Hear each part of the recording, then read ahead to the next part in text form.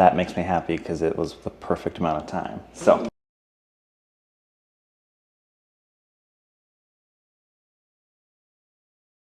I remember my first like memories of coffee being at like a men's church breakfast. Okay. And them being like, here, drink some coffee, it's gonna put hair on your chest or whatever. And I was like, this stuff is disgusting. And I would try, and I was like, this is not really that good. So I kind of stayed away from coffee for a while because I just didn't love the flavor. And then I came to Taiwan, started working with Aroma, and it was a coffee shop. And I'm like, if I work at a coffee shop, I should probably at least know how to handle the coffee, at least be able to tolerate it a little bit. Just getting some hot water over here. So I just kind of started to force myself. I started with, most people will start with like a caramel macchiato or something pretty sweet. When I was like, I'm gonna go like all the way, that way I can handle anything. So I just went like straight Americano. And that's what I trained myself to like coffee on. But then I started to learn more about the different ways to make coffee, not just an Americano or not just like the Folgers, whatever. And that's where I really started to love the experience of coffee. For me, I was like, there was a lot changing in my life, and I want to get more into the habit of journaling and just having more of a routine around coffee.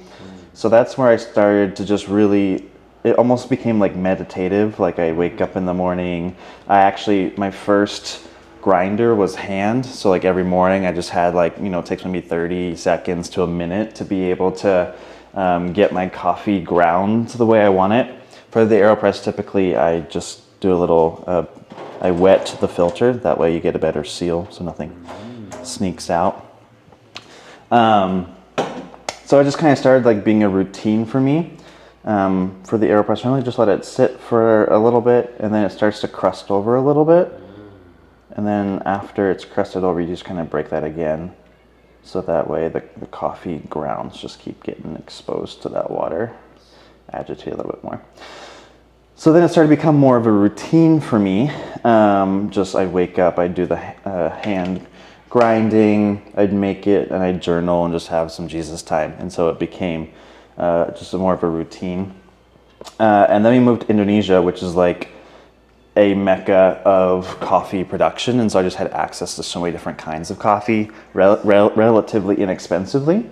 So I would just I found this one roaster that I really liked, and I would just order like smaller batches of a ton of different kinds of coffee, and really got into the different kinds of coffee, not just the different methods of making coffee, but the different kinds of coffee. And that's where I really got into like the coffee flavor wheel, and I would like actually take notes, and I would try and work my way through the coffee wheel and get really specific with flavors. And that's when I realized coffee is a lot more than just like the Folgers flavors or whatever. There's a lot of different things. So now I view coffee more as like an umbrella, like soda. Like there's tons of different kind of coffee. There's, you can get the ginger ale, you can get the Diet Coke, the Dr. Pepper, and there are certain sodas that I don't like, but that doesn't mean I like all sodas or dislike all sodas.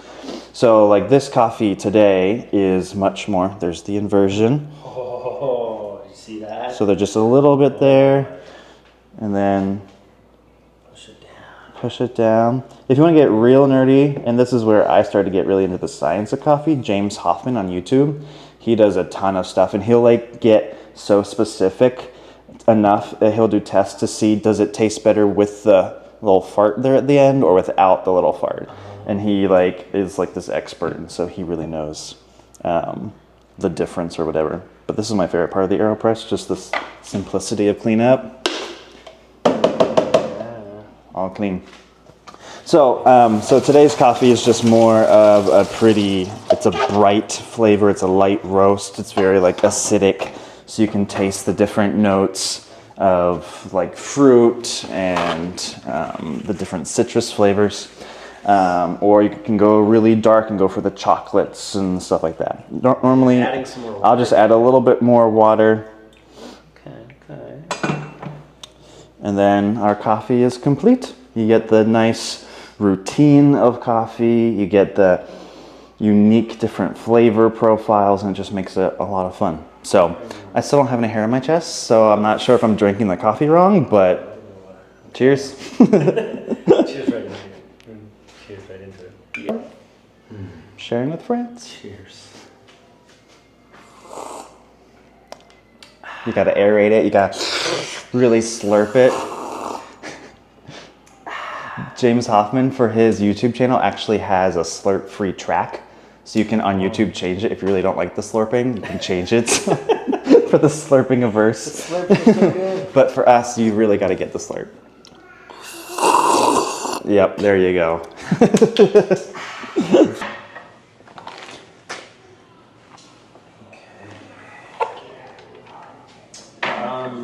What is this? This is where I started to get real nerdy.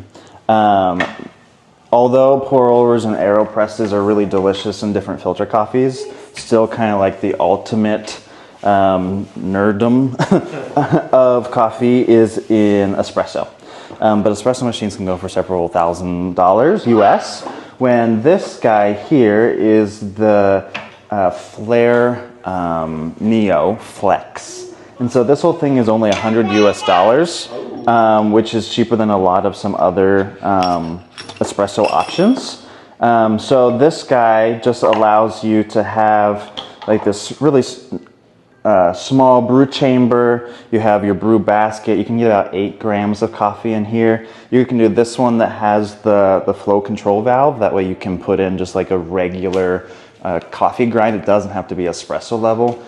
Or you can have the typical, just like the typical portafilter for this, and then you can do the espresso thing. And then you just fill it up with water. You add the plunger here. You get the little valve here that tells you how much pressure you want to put in. You normally want 5 to 10 bar. And so with these manual press, obviously it's not going to have any pressure now because there's no water. So you have to regulate that yourself. So you have to regulate it yourself, which really allows you to be super nerdy, because the really expensive machines, you can't even control necessarily the pressure profile. Yeah. When here, if you really want to get into it, you can say, oh, I really like the 10 bar espresso versus the 5, or you can do a slow ramp up or a quick high and then you slowly pull off. Nice. So you get to really just play with the flavors. So this was where I got started with espresso, and with the control valve, you didn't have to have the fancy grinder or anything like that.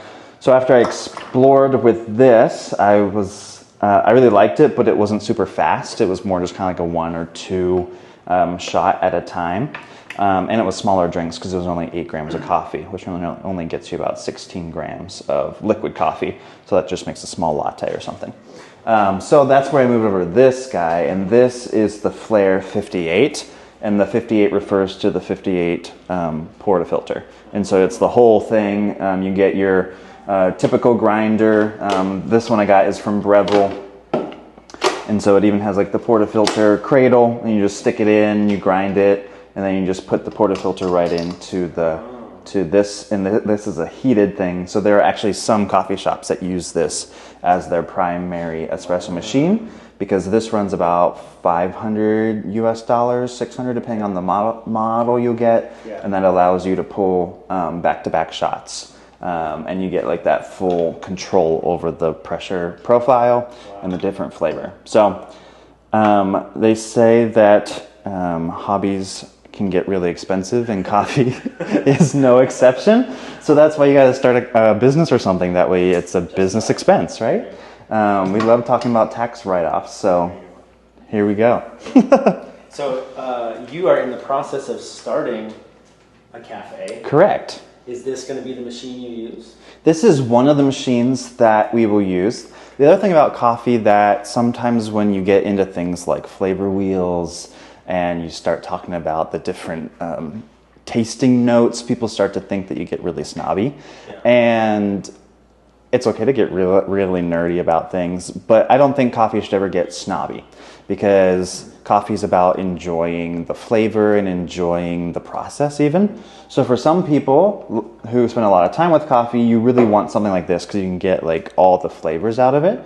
But for a lot of people, they really like a coffee-based drink, which means they're not in it to taste all the notes of the coffee. They really love the caramel, they love the milk, they love the flavoring of a caramel macchiato or something like that. Yeah. So this will be for the people who walk through the door that I can tell are more like coffee nerds, who really want the specificity of a shot. But we also have another machine that's kind of like the 7-Eleven fully automatic things, because that allows us to really play with the different flavors, and it also is just higher quantity. And it's also, thanks to things like Starbucks and 7-Eleven here in Taiwan, it's a new normal flavor profile. So for some people, whenever they think of coffee, they think of the Starbucks bitter roast. And that's because Starbucks wants to make it consistent. And it has worked so that now around the world, if you get a latte, you know what you're getting. And so for here in Taiwan, I think the same thing has happened, but with 7-Eleven Family Mart coffee, which it's the quick, it's the easy, it's not necessarily going for the snobby flavors. It's going for the flavoring or the convenience. And so when it comes to opening a coffee shop, it's not necessarily a process of me giving every customer what I want. It's about helping each customer find what they love. And so that's why I have the really snobby machines and I also have the convenience machines that allow for high turnover and a lot of flavoring. So yeah, we're looking to be opening towards the end of this year. I'm still working on some of the licenses and all those fun things, but we're excited to be able to open towards the end of the year, both for a Taiwanese palate and also an Indonesian palate. And so all our coffee is going to be sourced from Indonesia. A lot of them will be roasted here in Taiwan, and then it just gives that opportunity for people to find what they love. Yeah. So you're going to be creating a space that is a convergence. Yes. Of all the history of your life. Yeah. Can you quickly in 30 seconds replot all those points? You had coffee as a kid in church. Yes. Taiwan, Indonesia, all that. Go ahead. Yeah. So grew up not liking coffee, moved to Taiwan, worked at a coffee shop, grew to tolerate coffee, and then got into the methodology of coffee, then got into the sourcing of coffee and the different roasting profiles, and the natural process, the honey process, all those different processes of coffee. And then now I'm getting into the service of coffee, helping customers, be they from Indonesia who loves a sweeter profile with all the different flavors, or the Taiwanese profile who likes less of the sweetness and more of the convenience. And so just helping people find coffee as a vehicle for relationship and for community, and also to acknowledge all of our different stories. We come from different places, we have different palates, and we like different things, but we can all sit down over a cup of coffee, be it sweet, be it bitter, be it sour, and just have a place for community and fellowship. And that's what my goal for a cup of coffee is it to be a place where people can just be together and be in community. Mesh or something? Micro mesh. So It's tiny bubbles. like sucks it in versus pushes it out. Immersion Alright. blender. You got to record him doing this cool stuff. You should probably record if you want to. No, I'm proving to him that this camera is so easy to use, even you can do it. That's valuable. Okay, so you just go like this, you go shoop, and now he's in charge. Now, Look at that. will it track my microphone? Teach us about all the cool stuff that you know. And you can zoom in and out, move it around, Jamie. So here's the puck It's screen. like showing your, Chris, come here. I don't have this. The shirt is like, it just shows your orange shirt. And I don't know how to zoom in and out. This is a very orange shirt. Chian Tang loves orange. I'll just show where your hand, where the Great. machine is. So you get the puck screen, you fill this guy up. This was preheated. You fill in the hot water. You lift the plunger, make a little bit more space.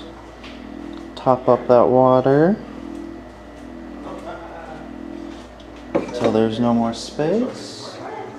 Grab a mug. Do a little pre-infusion until it starts to drip out. And then we add pressure until we get to the espresso level here on top. You can see we're at 10 bars. It's going a little bit fast, but that's okay. And cut that off. And there we have a cup of beautiful espresso with lots of crema. And our milk is just about done.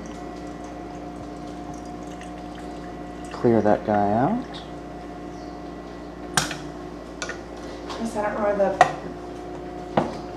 I don't know where the zoom button is. And then we have a nice, I'm showing you. Yeah, he's showing that so he's Nice meanwhile, putt I got an cookie. idea. Zoom. Oh, That little finger right there. You just put your on finger the and push down screen. on it. Oops. Okay, he's gonna do the froth now. I zoomed in too much there. Can I try it? Oh, look at that. Wow. So this uses a magnet, so the magnet spins the Oh. nano mesh. It says okay. Yeah, it's heating it up a little bit. If you like a little extra hot milk, you let it keep going a little bit. And then I have different, So if Okay, I just do curious this, from my own personal kitchen, how If I much do are this, we it will talking stop? for this device here? this guy was 150.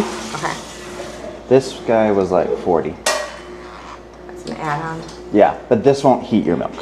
This will heat Sure. your milk and froth it. This will just froth it. So if you don't have a microwave, then you're kind of without hot milk.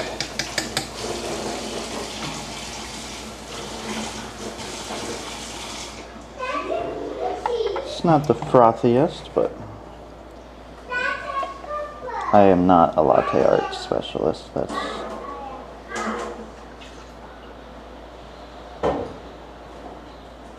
and there we go. whoa, it looks like a heart. Yeah, we'll go with that. Is that on purpose? There's your latte. My favorite coffee right now is probably this watermelon smash. I'll actually show you the bag just because I think the label is really fun. I had a friend come over from Indonesia to Taiwan, so I got him to bring me a whole kilogram. And so you can get a close-up of this label here. You get this happy watermelon guy. And so this coffee, I think, has a really unique flavor profile. And it's also very like nostalgic for me because this is one of the flavors that I really enjoyed when we lived in Indonesia in Bandung. And so this is kind of like nostalgic for me. And so that's why I like this one. And you just also can't get it here.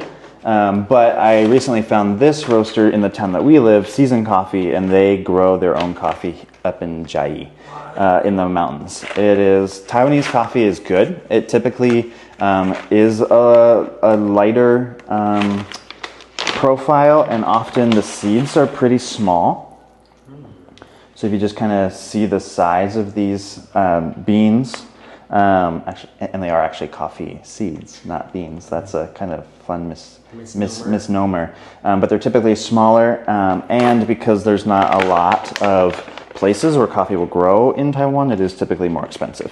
But depending on where it's grown and how it's roasted, I think Taiwanese coffee kind of has a tea flavor note to it. You can kind of like the oolong kind of flavor, which is my favorite tea. So it's kind of fun to drink coffee that has a tea profile to it.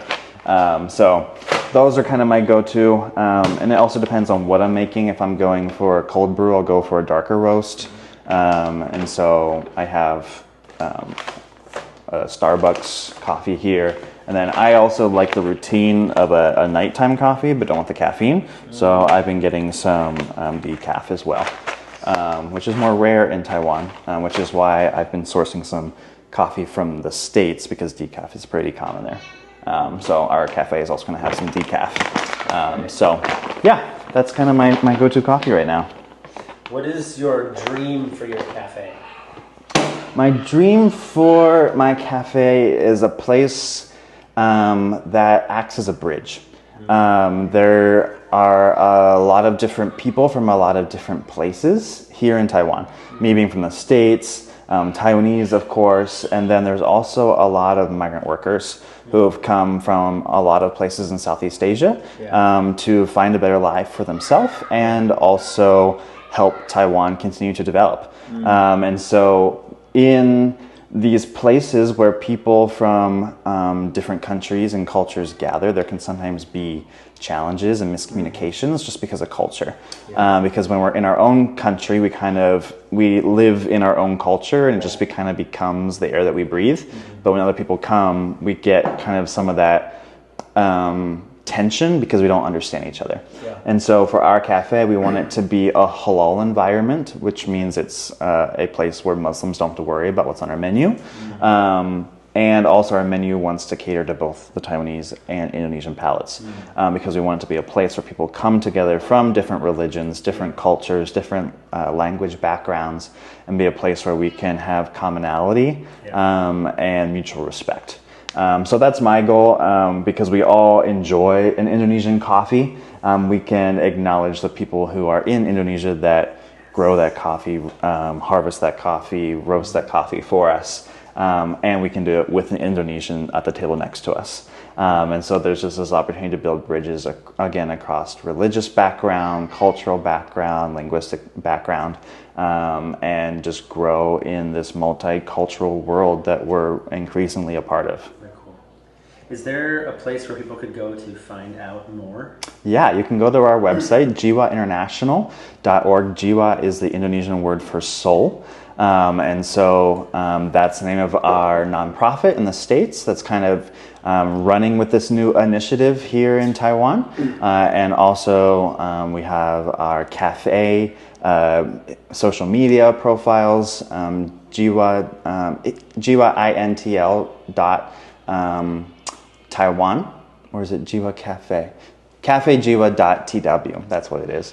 So you can check out our social media pages as we get started and keep up with updates as we're still in the renovation period. So we're excited to see as things develop, being able to share more of that story online. Nice. Yeah. So kind of like what I've shared about like the different sourcing of coffee and also how coffee can become a place for fellowship.